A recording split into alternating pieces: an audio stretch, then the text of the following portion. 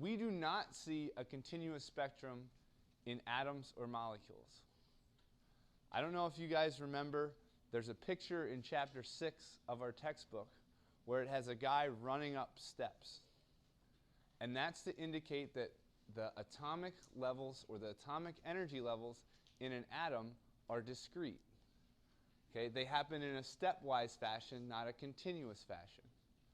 To further illustrate this point, we made you do a hydrogen spectrum lab towards the end of Chemistry 121, where you went in the balance room, you looked through a spectroscope, and you saw a bunch of different lines. Okay?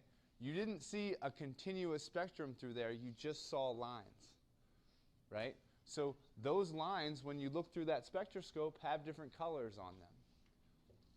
So you have to kind of think, okay, what is that telling me?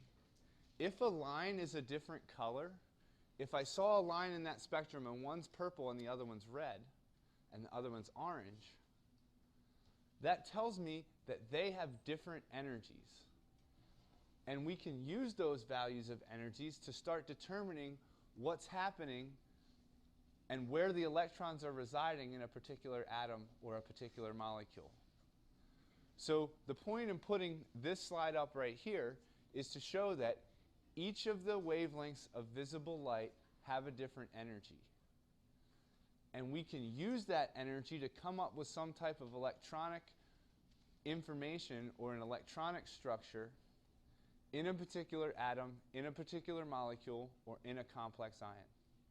So keep all of this electromagnetic radiation stuff in the back of your mind, and we're going to use different parts of this electromagnetic spectrum depending on what our outcome or our goal is. If we want to excite core electrons that are really close to the nucleus to a really high level, we're going to need some potent radiation to do that. You're going to use an instrument called an X-ray fluorescence analyzer to use X-rays to do that. In the transition metal lab, we don't need radiation that potent to analyze the colors of transition metal complexes. So we're going to use a UV vis spectrometer to analyze those. So here's our electromagnetic spectrum. It kind of gives us a background of the color. So the next question we need to ask ourselves is, how does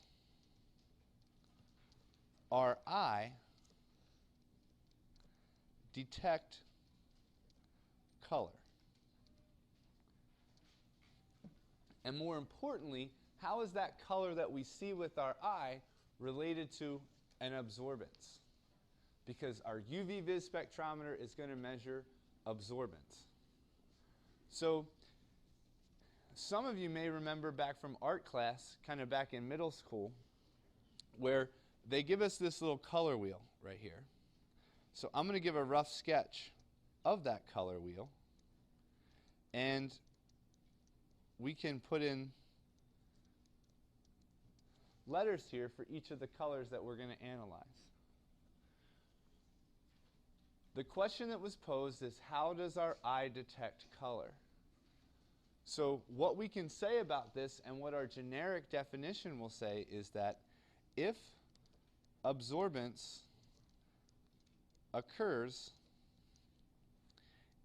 in one region of the color wheel,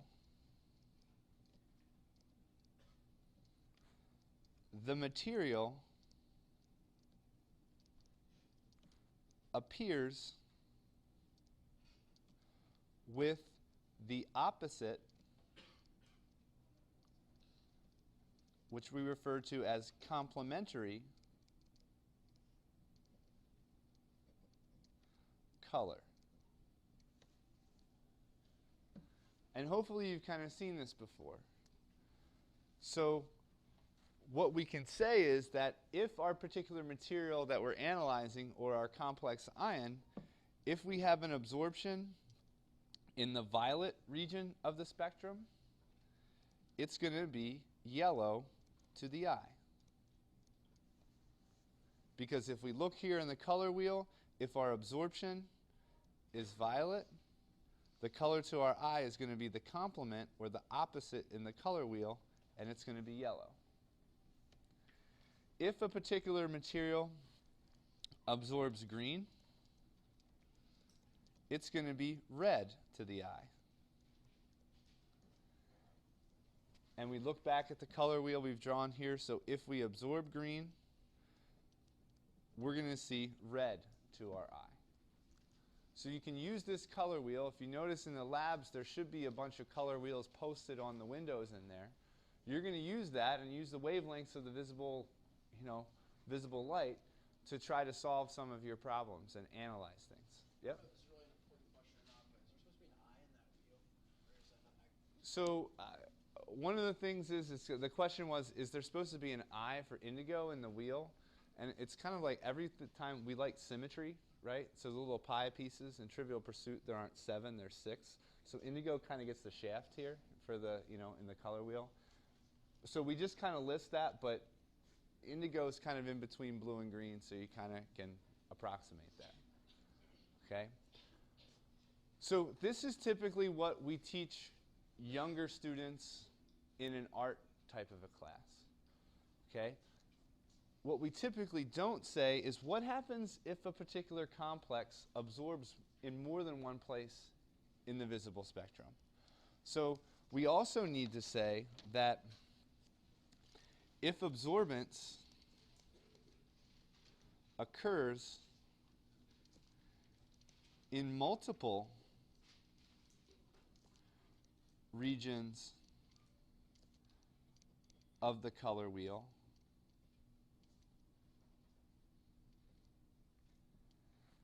the material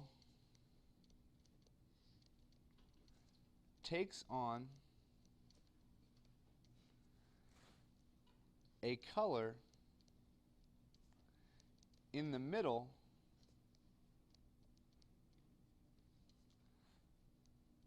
of the colors not absorbed. Or it's going to be the complement of those in the middle. For example, if, for instance, and I'll throw the color wheel back out here.